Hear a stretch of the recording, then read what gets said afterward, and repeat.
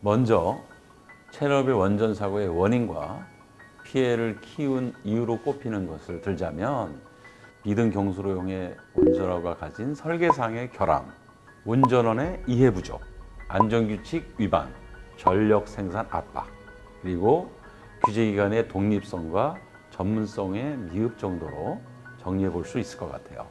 원자력 발전소가 어떤 외압에 의해서 움직이는 것, 또 국민들이 사고가 났다는 그 사실이나 현재 원자력 발전소의 가동 상태를 모른다는 게 사실 얼마나 위험한 일인지 우리는 체르노빌을 통해서 좀 알 수 있었는데요.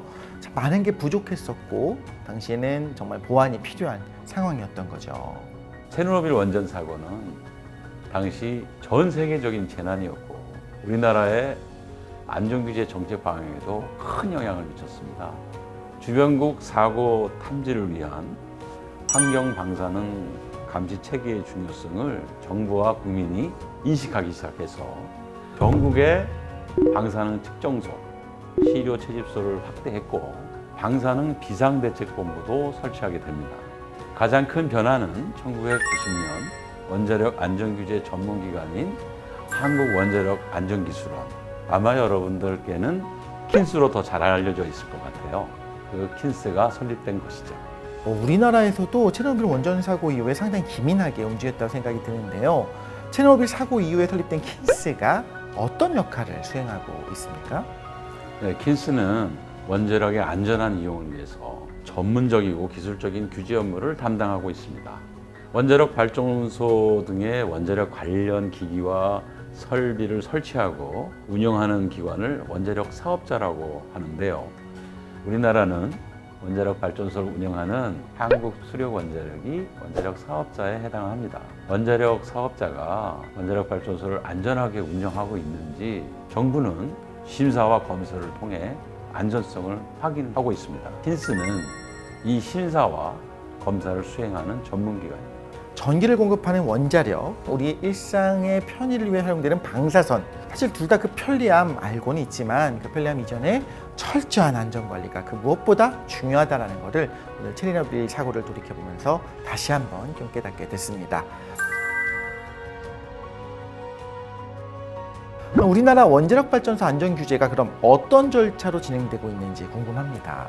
원자력 발전소를 예를 들어서 한번 설명해 볼까요?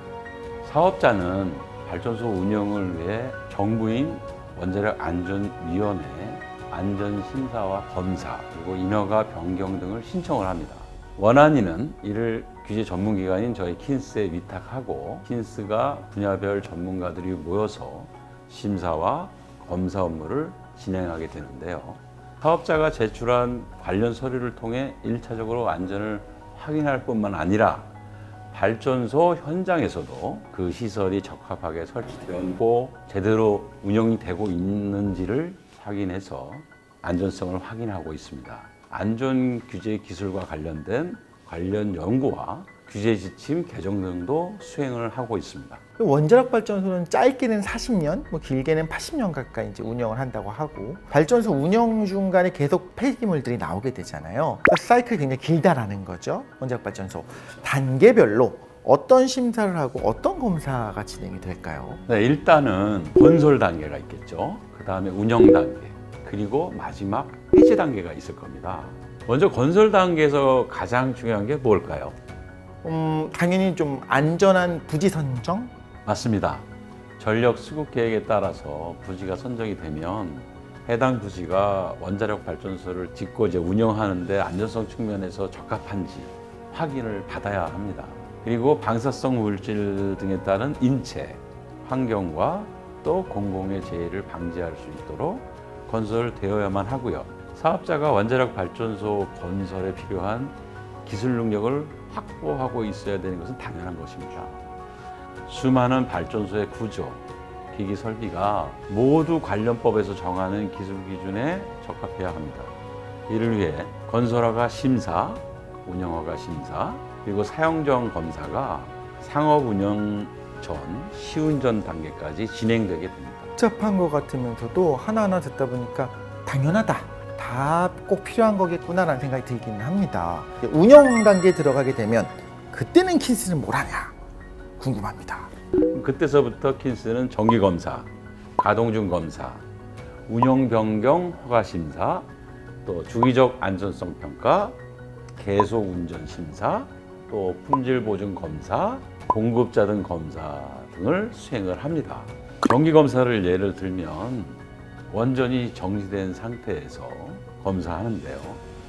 약 20개월에 한 번씩 각 분야의 전문가가 약 100개 항목에 대해서 검사 항목을 검사하고 그 검사가 합격이 돼야 비로소 원자력 사업자는 원자력 발전소를 다시 가동할 수가 있습니다. 안전한 운영을 하려면 이렇게 많은 심사들, 검사들을 하고 있구나. 그렇습니다. 원자력 발전소를 사업자가 하라고 해도 마음대로 할 수 있는 건 아니에요. 해체하는 것도요. 해제 단계에서는 영구정지 심사, 승인 심사를 받고 난 다음에 해체를 하게 됩니다. 킨스에서 하는 일은 그거 외에도 더 있죠. 뭐가 더 있죠? 우리나라 인접국인 일본에서 발생한 후쿠시마 원전 사고도 기억하시죠? 그럼요. 사실 최근 후쿠시마 오염수 방류 이후로 계속적인 이슈 그리고 뉴스들이 나오면서 국민들의 관심이 좀 집중되고 있는 상황이지 않습니까? 체르노빌 원전 사고와 일본 후쿠시마 원전 사고가 지금까지 일어났던 원전 사고 중에서 국제원자력 기구가 정한 사건 등급 7등급에 해당하는 대형 사고입니다. 후쿠시마 사고의 경우에는 대형 쓰나미 같은 극한 자연재해 대비 설계를 좀 못했다, 미흡하게 했었다는 점, 최신의 안전 기준이 미반영됐다는 점, 뭐 인적 오류도 있었을 거고요. 비상 상황이 됐을 때 그때 판단이 좀 미흡했다는 점들이 주 사고의 원인으로 꼽히고 있는데요. 규제기관의 독립성 미흡 그리고 안전 책임 인식 부족했던 점 등도 같이 지적이 되고 있다고 들었어요. 이 사고를 계기로 해서 정부의 규제기관과 킨스가 우리나라 모든 원전에 대해서 특별 점검을 시행했습니다. 이를 바탕으로 해서 최악의 자연재해가 발생을 하더라도 사고가 일어나지 않도록 하는 총 50개 개선 대책을 도출했는데요. 먼저 예상을 뛰어넘는 자연재해가 발생할 경우 안전을 확보하는 조치들이 있습니다. 기준 이상의 지진이 발생을 하면 원자로가 자동 정지되게 했고, 후쿠시마와 같은 쓰나미가 왔을 때를 대비한 방수문 설치, 그리고 해안방벽 높이를 높였습니다. 이런 조치에도 불구하고 각종 설비가 침수되어서 전력이 차단되면 중대사고로 진전이 될 수 있겠죠. 이런 사고 진전을 막기 위해서 전력과 냉각수를 추가로 확보하는 그러한 대책도 세워져 있습니다. 그래서 방사성 물질이 외부로 대량 방출되는 것을 막고, 대량 방출이 되더라도 국민 보호를 철저하게 하기 위한 비상 대응 능력을 한층 더 강화했습니다. 또 스트레스 테스트도 수행을 했습니다. 오, 스트레스 테스트요? 이게 원자력 발전소에서의 스트레스 테스트는 어떤 주어진 시스템이나 안전성을 확인하기 위해서 안전 기능에 영향을 주는 자연재해, 이게 어떻게 보면 스트레스라고 할 수 있죠. 예. 최악의 자연재해를 조건을 설정을 합니다. 그런 상황에서도 원자력 발전소에 중대사고가 발생하지 않고, 또 발생을 하더라도 그 사고의 영향이 미비한지 그런 것들을 평가하는 것을 스트레스 테스트라고 합니다. 안전 규제를 통해서 우리나라 원자력 발전소가 얼마나 철저하게 안전 관리가 되고 있는지 알게 됐는데요. 사실 체르노빌도 그렇지만 피해를 더 크게 키운 것이 소련이 당시 사고 사실을 감췄고, 심지어 사고 이후에도 방사능 수치가 그렇게 많이 안 나갔다, 축소해서 발표하지 않았습니까? 네, 맞습니다. 사실 안전 규제를 철저하게 하더라도 대중에게 비공개가 한다라고 한다면 사실 규제가 의미가 없을 수도 있겠다는 생각이 들기도 하거든요. 또 투명성이 굉장히 중요하다는 생각이 드는데, 어떤 투명성을 위한 노력, 구체적으로 어떤 것들이 있을까요? 원자력 안전정보공개센터 누리집을 운영하고 있습니다. 이 누리집에는 원자력 안전관리에 관한 현황과 또 우리 규제 결과물을 모두 게재해서 국민 여러분께 공개하고 있습니다.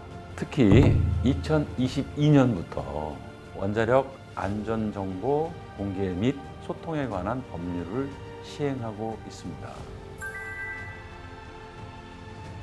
사실 그런 일이 일어나면 안 되지만 체르노빌이나 후쿠시마 같은 사고가 만약에 우리나라에서 사고가 생긴다고 한다면 생각만 해도 그게 너무 무서운 거예요. 그래서 제일 중요한 건 사고를 예방하는 것이 가장 중요합니다.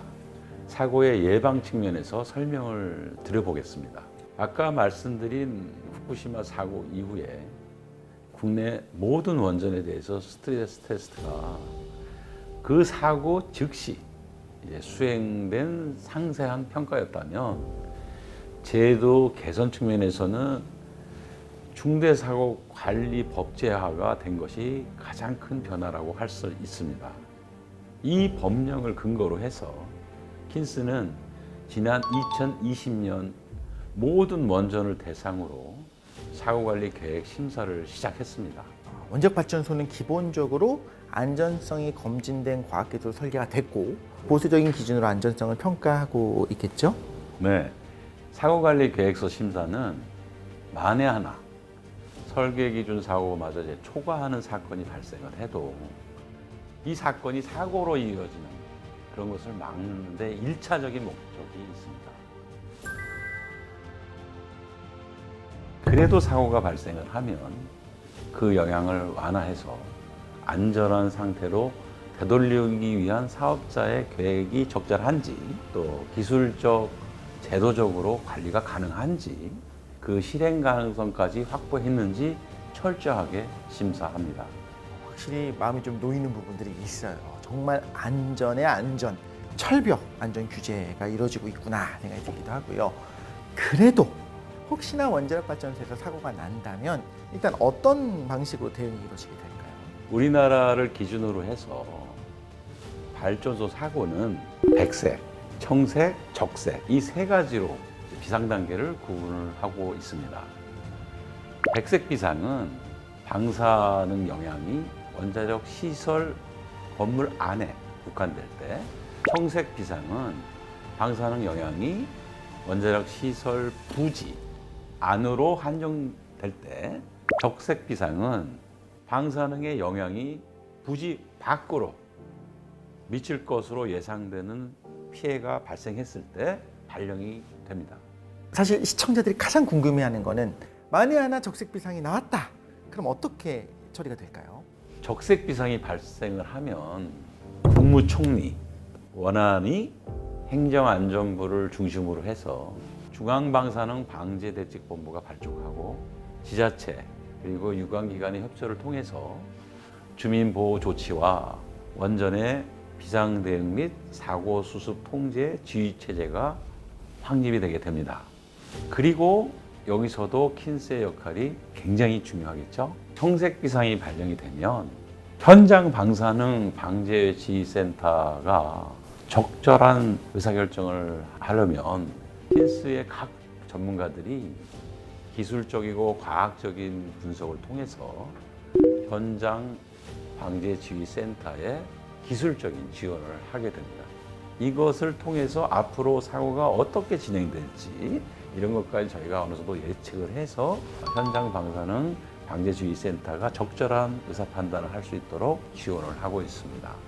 또 사고 현장 인근에 대기, 토양, 해양 환경 이런 주요 방사능 오염 상황에 대해서도 저희가 계속해서 감지를 하고 또 기상 변수까지도 확인을 하고 있습니다. 이러한 정보를 전체적으로 분석을 해서 방사성 물질의 이동 경로를 예측을 하게 되고요.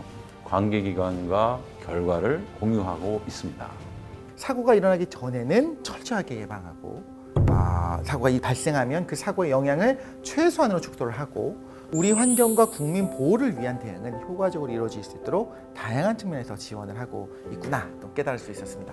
물론 당연히 절대 사고는 일어나면 안 되겠지만 대책 또한 굉장히 체계적으로 준비되어 있다는 것을 알게 돼서 마음이 든든해졌습니다.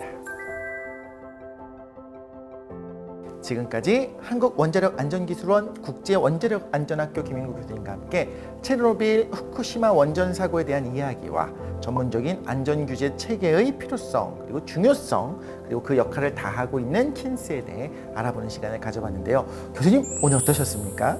앞으로도 저희 킨스 모든 직원들이 안전을 확보하고 또 사업자 스스로 안전을 챙기는 환경을 조성하는데 좀 더 보탬이 되는 그런 노력을 계속하겠습니다. 우리 시청해주신 분들도 앞으로 킨스에 대한 관심 부탁드리면서 좋아요, 댓글, 구독과 알림 설정까지 부탁드리도록 하겠습니다. 저희는 여기서 인사드리도록 하겠습니다. 감사합니다.